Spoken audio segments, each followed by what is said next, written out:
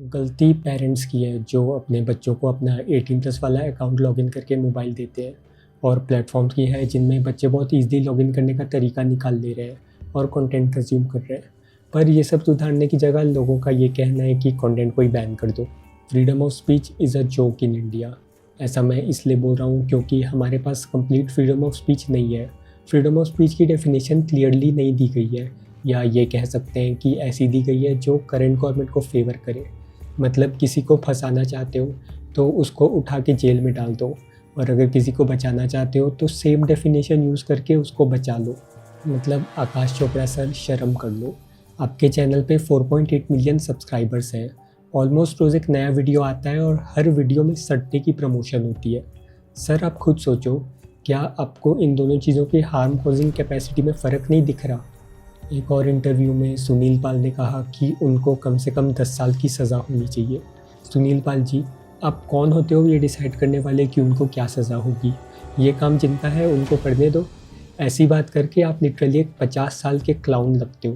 पता नहीं ऐसे कितने लोग होंगे जो ये बोल सकते हैं, पर मैं कभी रियल लाइफ में गाली नहीं देता। मुझे बचपन से सिखाया था कि ये गलत है, ये हमारे संस्कार नहीं है, और मैंने ये बात मान ली थी। पर अब देखो, मैं गाली देने वालों को ही सपोर्ट कर रहा हूँ। पता है ऐसा क्यों है? क्योंकि मुझे दिमाग से सोचना आता है। हेलो एवरीवन, इस वीडियो में मैं रीसेंट इंडियाज़ गॉट टैलेंट और रणबीर अहलावालिया की कंट्रोवर्सी पर बात करने वाला हूँ। ये मेरी नॉर्मल वीडियो नहीं है, मेरे पास कोई स्क्रिप्ट नहीं है, बस कुछ पॉइंट्स हैं जो मैं यहाँ शेयर करूँगा, जो मुझे लगता है जिसके बारे में बात होनी चाहिए। अगर ये वीडियो अच्छी लगी तो कमेंट्स में बताना, मैं ऐसी और वीडियोज़ बनाऊँगा। मैं अपना एक अलग पर्सपेक्टिव रखूँगा, और मैं इस वीडियो में कुछ पर्टिकुलर लोगों को टारगेट करूँगा जिनके ओपिनियंस मुझे सही नहीं लगे। अब तक आपने इस कंट्रोवर्सी से रिलेटेड 15 से 20 वीडियोस देख ली होंगी, तो मैं आपका बिल्कुल भी टाइम वेस्ट नहीं करूँगा। और एक और इम्पॉर्टेंट चीज़, वीडियो को लाइक कर दो और चैनल को सब्सक्राइब कर लो। एक बार एक अंकल ने मेरी वीडियो देखी पर लाइक नहीं किया और चैनल को सब्सक्राइब भी नहीं किया। फिर एक दिन एक ट्रक आकर उनको ठोक कर चला गया, और वो ट्रक आज तक आइडेंटिफाई नहीं हो पाया। तो लाइक और सब्सक्राइब करना बहुत ज़रूरी है। अब मैं सीधे अपने पॉइंट्स डिस्कस करता हूँ। पहला पॉइंट है रणबीर अहलावालिया के कमेंट पे। रणबीर अहलावालिया ने इंडियाज़ गॉट टैलेंट के सेट पर एक वुड यू रादर जोक कर दिया था, जो कि उसका था भी नहीं। वो जोक उसने कॉपी किया था। ये जोक सभी को बहुत ज़्यादा ऑफेंसिव लगा। ये इंटरनेट की चीज़ इंटरनेट से बाहर आकर मेन स्ट्रीम मीडिया में कवर होने लगी। उस पर FIR हुई अलग अलग स्टेट में, और अभी करेंटली इस चीज़ पर सुप्रीम कोर्ट में हीयरिंग चल रही है। पर अगर मैं अपनी बात करूं तो मुझे पर्सनली ये इतना ऑफेंसिव नहीं लगा। इसका रीज़न ये है कि मैं 2019 से रेडिट चला रहा हूँ। अगर तुम भी पिछले 4-5 साल से रेडिट चला रहे हो तो तुमने ऐसे हज़ारों जोक्स देख लिए होंगे। अगर नहीं चला रहे तो एक काम करो, रेडिट खोलो और r/would-you-rather सबरेडिट सर्च करो। ये सबरेडिट 2009 से चल रहा है, मतलब यूट्यूब स्टार्ट होने के 5 साल बाद से। तो ये कह सकते हैं कि ऐसे जोक्स की एग्जिस्टेंस हमेशा से रही है। इन जोक्स का मोटिव ऑफेंसिव होना नहीं है, बल्कि लोगों को शॉक करना है, और रणबीर अहलावालिया ने भी यही सोचा होगा, इसलिए वो ये जोक प्रिपेयर करके आया होगा। अब बात कर लेते हैं समय रैना की। लोगों का पहला टारगेट रणबीर अहलावालिया बना, दूसरा समय रैना। लोगों का कहना ये था कि वो गाली देकर यूथ को बिगाड़ रहा है और हमारे कल्चर को ख़राब कर रहा है। पर यूथ को बिगाड़ने वाली बात क्लियरली समझ नहीं आती। यूथ की डेफिनेशन होती है 15 से 24 साल के बीच की एज। पर यूथ की 2 कैटेगरीज होती हैं, एक जो अंडर एज है और एक जो एडल्ट है। तो ये यूथ को बिगाड़ने वाला कंटेंट समझ नहीं आया। हमारे यहाँ 18 को एडल्ट कंसीडर करते हैं। अगर मैं एडल्ट हूँ तो टेक्निकली तो मैं सब कुछ कंटेंट जो भी इंटरनेट पे अवेलेबल है देख सकता हूँ। अब ऐसा मैं इसलिए बोल रहा हूँ क्योंकि इंडिया में हमारे पास राइट टू प्राइवेसी है। आप अपने प्राइवेट स्पेस में कुछ भी देख सकते हो जो आप चाहो। ऑफ कोर्स वो इलीगल कंटेंट नहीं होना चाहिए। तो आप यूथ की कौन सी कैटेगरी के बिगड़ने की बात कर रहे हो? यूट्यूब पे कंटेंट मॉडरेशन की बात हो रही है, पर जो 40+ लोग इस केस को देख रहे हैं उनको इंस्टाग्राम का पता ही नहीं है। इंस्टाग्राम पे जो अश्लील कंटेंट अपलोड हो रहा है उसके मुकाबले यूट्यूब का कंटेंट कुछ भी नहीं है। और रेडिट का कंटेंट दिखा दिया तो उनका दिमाग ही उठ जाएगा। रेडिट के बाद आते हैं स्पेसिफिक डिस्कॉर्ड ग्रुप्स और टेलीग्राम चैनल। अगर तुम किसी ऐसे ग्रुप या चैनल में किसी तरह चले गए तो ऐसे ऐसे इलीगल कंटेंट दिखेंगे कि तुम्हारा लिटरली दुनिया भर से विश्वास उठ जाएगा। एक और बड़ी हिपोक्रेसी है कि इनको कॉमेडी वाले कंटेंट देख के लगता है इससे यूथ बिगड़ रहा है, पर जब विराट कोहली कैच लेने के बाद जो गालियां देता है या रोहित शर्मा की स्टंप माइक के पास आकर गालियां देता है और ये सब टीवी पे ब्रॉडकास्ट होता है जिसको बच्चों से लेकर बूढ़े देख रहे होते हैं, तब यूथ नहीं बिगड़ता। तब लोग इसको टाल देते हैं ये बोल के कि ये एग्रेशन है। तो अब क्यों नहीं टाल पा रहे जब ये कॉमेडी है? तो अब आते हैं नेक्स्ट पॉइंट पे, freedom of speech. Freedom of speech is a joke in India. ऐसा मैं इसलिए बोल रहा हूँ क्योंकि हमारे पास कंप्लीट फ्रीडम ऑफ स्पीच नहीं है। हमारे कॉन्स्टिट्यूशन में जो फ्रीडम ऑफ स्पीच है वो आर्टिकल 19(1)(a) में डिफ़ाइन किया गया है।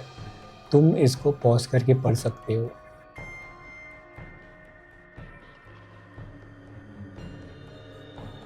फ्रीडम ऑफ स्पीच की डेफिनेशन क्लियरली नहीं दी गई है, या ये कह सकते हैं कि डेफिनेशन ऐसी दी गई है जो करंट गवर्नमेंट को फेवर करे। इसका वही वाला हिसाब है जो डेथ सेंटेंस का है। डेथ सेंटेंस के लिए कहा जाता है कि it is given in the rarest of the rare case, पर rarest of the rare case सही से डिफ़ाइन नहीं किया गया है। तो इससे होता यह है कि कोर्ट्स जिसको बचाना चाहते हैं बचा लेते हैं और जिसको मरवाना चाहते हैं मरवा देते हैं। वैसे ही फ्रीडम ऑफ स्पीच वाली लॉ यूज़ करके किसी को फंसाना चाहते हो तो उसको उठा के जेल में डाल दो, और अगर किसी को बचाना चाहते हो तो सेम डेफिनेशन यूज़ करके उसको बचा लो। ये जो इंडियाज़ गॉट लेटेंट है ये वेस्टर्न कल्चर से इंस्पायर्ड है। वेस्टर्न कल्चर से बहुत कुछ इंडिया में आया, जैसे रोस्टिंग वीडियोस, एक्सपोज वीडियोस और भी बहुत कुछ। पर अब लोगों को ये समझ आ रहा है वहाँ के कंटेंट से इंस्पायर होकर सेम कंटेंट इंडिया में बनाना बेकार है। अगर इंडिया में आपने किसी को रोस्ट कर दिया तो वो आपको लीगल नोटिस भेज देगा, आप पे फेक डिफेमेशन का केस कर देगा, आपके यूट्यूब चैनल पे फेक स्ट्राइक कर देगा। इसके साथ साथ आप पे अटैक भी हो सकते हैं, जैसे इंडिया के one of the biggest roster Lakshya Chaudhary के साथ हुआ। आपके एड्रेस और फ़ोन नंबर निकाल लेगा, आपको लोकेशन पे बुलाएगा, और हमारी लॉज बहुत वीक है, वो आपको प्रोटेक्ट नहीं कर पाएंगी उन लोगों से। ऐसे ही अगर आपने किसी को एक्सपोज कर दिया तो वो ऑर्गेनाइजेशन आप पे केस चला देगी जो कि आपको फाइनेंशियली वीक करने की कोशिश करेंगे। आपका सारा टाइम और एनर्जी उन केसेस में चला जाएगा और एट द एंड आपको समझ आ जाएगा कि इंडिया का सिस्टम इतना करप्ट है कि आप ये लड़ाई कभी जीत नहीं सकते। अगर मैं वेस्ट के क्रिएटर मॉइस्ट क्रिटिकल की बात करूं तो उसका हर चीज़ में ओपिनियन रहता है। वो एकदम ब्लंट ओपिनियन देता है हर किसी पर, चाहे वो कितना भी बड़ा आदमी हो। दूसरा क्रिएटर कॉफ़ीज़िला, वो बड़े बड़े लोगों को एक्सपोज करके बैठा है, फिर भी उसको कोई ख़तरा नहीं है क्योंकि वहाँ पे लॉज हैं उनको बचाने के लिए। उन कंट्रीज़ में कंप्लीट फ्रीडम ऑफ स्पीच है। इंडिया में ऐसा किया तो आप बहुत बुरी तरह फंस सकते हो। इंडिया में इंडियाज़ गॉट लेटेंट जैसा शो कभी बनना ही नहीं चाहिए था। जब शो में रणबीर, समय और अपूर्वा के साथ हुआ, वो कभी ना कभी किसी ना किसी के साथ होना ही था। अब बात आती है कि रणबीर इलाहाबादिया ने सही बोला या गलत बोला। समय रैना जो भी कर रहा है वो सही कर रहा है या गलत कर रहा है। मैंने सारे वीडियो जो अपलोड हुए हैं इस कंट्रोवर्सी से रिलेटेड वो देखे हैं, और जिन भी लोगों को मैं इंटेलिजेंट समझता हूँ, मतलब ऐसे लोग जो कि ऐसा कुछ भी नहीं बोल देते हैं, बहुत सोच समझ कर बोलते हैं, उनका ओपिनियन यही था कि रणबीर इलाहाबादिया और समय रैना दोनों यहाँ गलत है और इनको क्रिटिसाइज़ करना चाहिए। क्रिटिसाइज़ करने को कहा था, हेट देने और डेथ थ्रेट्स देने को नहीं। ये नहीं कहा था कि दोनों को पकड़ के जेल में डालो। मैंने स्टार्टिंग में बोला था कि मैं कुछ स्पेसिफिक लोगों को टारगेट करने वाला हूँ। मैंने इनको बहुत ध्यान से चुना है क्योंकि पहला तो ये है कि इन लोगों तक मेरी वीडियो कभी नहीं पहुँचेगी। दूसरा, अगर पहुंच भी गई तो ये मुझे कभी जवाब नहीं देंगे। सबसे पहले मैं आकाश चोपड़ा की बात करूंगा। अब पहले ये सुन लो कि उनका क्या ओपिनियन था इंडियाज़ गॉट लेटेंट कंट्रोवर्सी को लेकर। जो गुड ह्यूमर है आप उसको अप्रिशिएट करते होगे, उसको आप एंजॉय करते होगे, and please keep doing that. जो अच्छा वाला ह्यूमर है, और अच्छा humour slightly out of context है, पर अच्छा ह्यूमर वो होता है जहाँ पे आपको अपशब्दों का इस्तेमाल बिल्कुल ना करना पड़े। जहाँ पे भी आप सुने ना किसी ने अपशब्दों का सहारा लिया, तो समझ लो उसने वो क्रचेस पे है, उसने बैसाखियाँ पकड़ ली हैं, क्योंकि उसका कंटेंट सॉलिड नहीं है, स्ट्रांग नहीं है, तो अब्यूजिव लैंग्वेज, अब्यूजिव वल्गर शब्द ये सब आएंगे। That happens when the content is not rich enough. तो personally choose your comic people well and ध्यान से सोच के समझ के। That's what I feel, this is our, मतलब हमारे घर की फिलॉसफी यही है कि जहाँ पे वो वल्गैरिटी है, अब्यूजिव है, और या फिर गाली गलोच and all of that, that's not for us, we do not subscribe to that. Personally हमें वो अच्छा नहीं लगता है। पर अब दैट्स अ सेपरेट इशू, वो बात ही अलग है। बात यह है कि अगर आप फैंटेसी खेलते हो तो टेलीग्राम पे आ जाना, क्योंकि टेलीग्राम पे अपन अपनी टीम आपके साथ शेयर करते हैं और लगातार करते आ रहे हैं, और वो भी हम ठीक ठाक कर रहे हैं। So please do come there. मैंने ये सार्केस्टिक होने के लिए ऐसा कंपैरिजन नहीं बनाया है। आकाश चोपड़ा जी ने सच में पहले बोला कि कॉमेडी के लिए ऐसे लोगों को फॉलो करो जो वल्गर ना हो, फिर उसी सेकंड बोला मेरे टेलीग्राम पे आओ और सट्टा लगाते हैं कौन कितने रन्स बनाएगा। सट्टा वर्ड नहीं बोला, पर चाहे उसको फैंटेसी बोल लो या सिंपल गेम्स बोल लो या टीम बनाओ बोल लो या फिर कलर ट्रेडिंग बोल लो, सब एक ही चीज़ है, सट्टा। मतलब सर शर्म कर लो। आपके चैनल पर 4.8 मिलियन सब्सक्राइबर्स हैं, ऑलमोस्ट रोज़ एक नया वीडियो आता है और हर वीडियो में सट्टे की प्रमोशन होती है। सर आप खुद सोचो, क्या आपको इन दोनों चीज़ों की हार्म कॉजिंग कैपेसिटी में फ़र्क नहीं दिख रहा?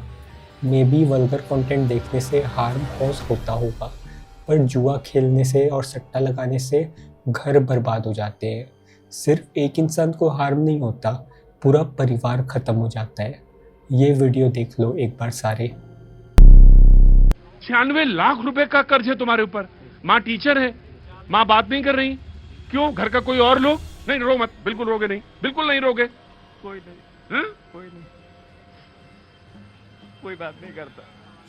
अगर हमको कुछ हो भी जाएगा रोड पे ना, वो तो देखने नहीं आएंगे। घर वाले बात नहीं करना चाहते तो घर वाले बात नहीं करे तो हम यहाँ आया करो रोज, और वहां आके बैठा करो, रोज आया करो, मुझसे बात क्या करो।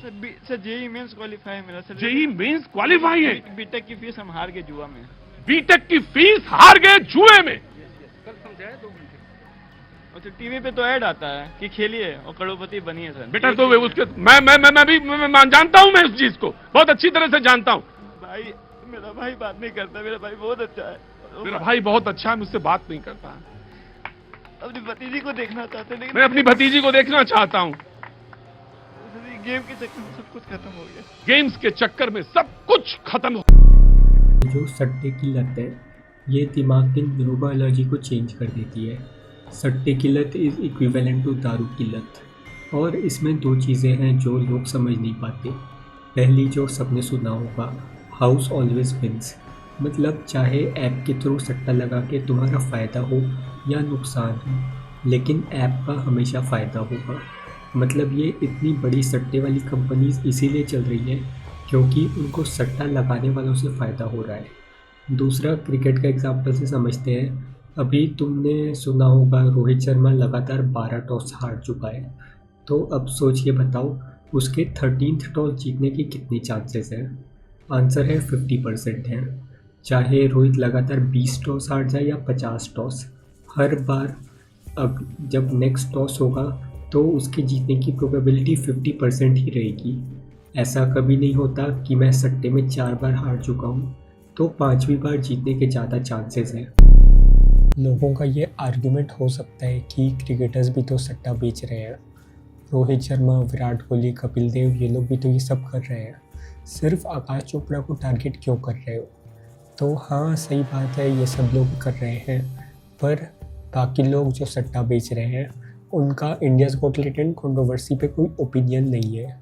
आपको भी पता है आप गलत काम कर रहे हो तो शांति से कर लो, सही रहेगा। अब इस चीज़ पे कोई लॉ नहीं है, हो सकता है बाद में गवर्नमेंट इस पे लॉ लाए, तब तक आप बहुत सारे पैसे कमा चुके होंगे इन ऐप्स के प्रमोशन से। अभी हो सकता है एब्यूजिव कंटेंट क्रिएशन पे कोई लॉ आ जाए, पर इन ऐप्स के लिए लॉ आने में अभी बहुत टाइम है। शायद जब एक पूरी जनरेशन इन चीज़ों में लग के बर्बाद हो जाएगी तब हमारी गवर्नमेंट को लगेगा अब इस पे लॉ लाना चाहिए।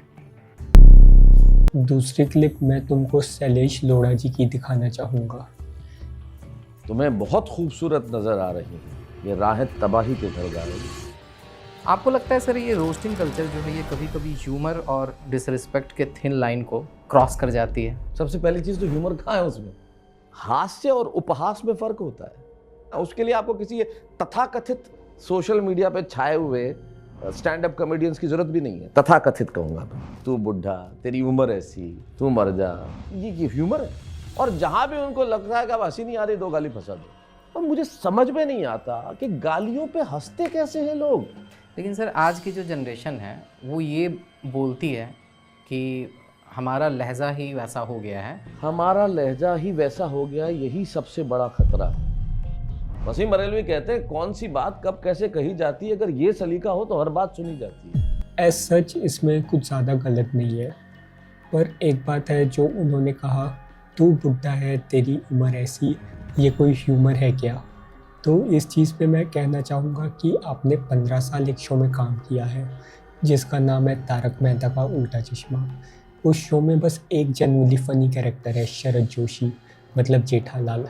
बाकी अय्यर इसलिए फ़नी है क्योंकि वो काला है, उसका एक्सेंट अलग है और उसकी वाइफ गोरी है। सोडी को दिखाकर पंजाबियों के इतने स्टीरियोटाइप्स बनाए हैं इन्होंने। वो गराज में काम करता है, उसको दारू पीना पसंद है, जिसको वो लोग पार्टी शार्टी बोलते हैं, उसको लस्सी पीना पसंद है। एक और पंजाबी स्टीरियोटाइप, हाथी भाई इसलिए फ़नी है क्योंकि वो मोटे हैं। और क्या जेठालाल और बबीता जी के बीच में जो भी दिखाया गया है वो एक्स्ट्रा मैरिटल अफेयर को प्रमोट नहीं कर रहा। मैं ये इसी लॉजिक से बोल रहा हूँ जिस लॉजिक से लोग बोलते हैं कि वल्गर कॉमेडी यूथ को बिगाड़ रही है। इंडियाज़ गॉट टैलेंट को 1 साल भी नहीं हुआ, पर तारक मेहता का उल्टा चश्मा का इन्फ्लुएंस तो 2008 से है। अब तीसरा इंसान जिसकी मैं बात करने वाला हूँ वो है सुनील पाल। सुनील पाल ने 2005 में the great Indian laughter challenge जीता था। उसके बाद से उसके करियर का डाउनफॉल ही हुआ है। आज के टाइम में उसका कोई रेलेवेंस नहीं है, इसलिए उसको बीच बीच में आकर ऐसी स्टेटमेंट्स देनी पड़ती है जिससे उसका नाम फिर से लोगों को याद आ जाए। अब एक बार ये वीडियो देखो। देखिए, समाज का नुकसान करने वाला हर व्यक्ति आतंकवादी है, ठीक है। जो समाज का नुकसान कर रहा है, जो हमारे जो देश के भविष्य है, जो हमारे युवा है, उनको बरगला रहा है, क्योंकि नादान है युवा जो है नादान भी हो सकता है। उन्हें हमें समझाना चाहिए, उन्हें अच्छी बात बतानी चाहिए, लेकिन उनको अपने फ़ायदे के लिए कुछ भी सिखाना या कुछ भी दिखाना, मैं समझता हूँ कि ये एक आतंकवाद की तरह है और उनके साथ में यही ट्रीटमेंट करना चाहिए ताकि सबक मिले, आसान। एक और इंटरव्यू में सुनील पाल ने कहा था उनको कम से कम 10 साल की सज़ा होनी चाहिए। सुनील पाल जी, आप कौन होते हो ये डिसाइड करने वाले कि उनको क्या सज़ा होगी? ये काम जिनका है उनको करने दो। ऐसी बातें करके आप लिटरली एक 50 साल के क्लाउन लगते हो। देखो, अगर कंटेंट की बात करें तो वल्गर कॉमेडी बस एक टाइप का कंटेंट है जो यूथ को बिगाड़ सकता है। अगर ये होना बंद हो गया तो भी 10 चीज़ें और हैं जो उनको बिगाड़ सकती हैं।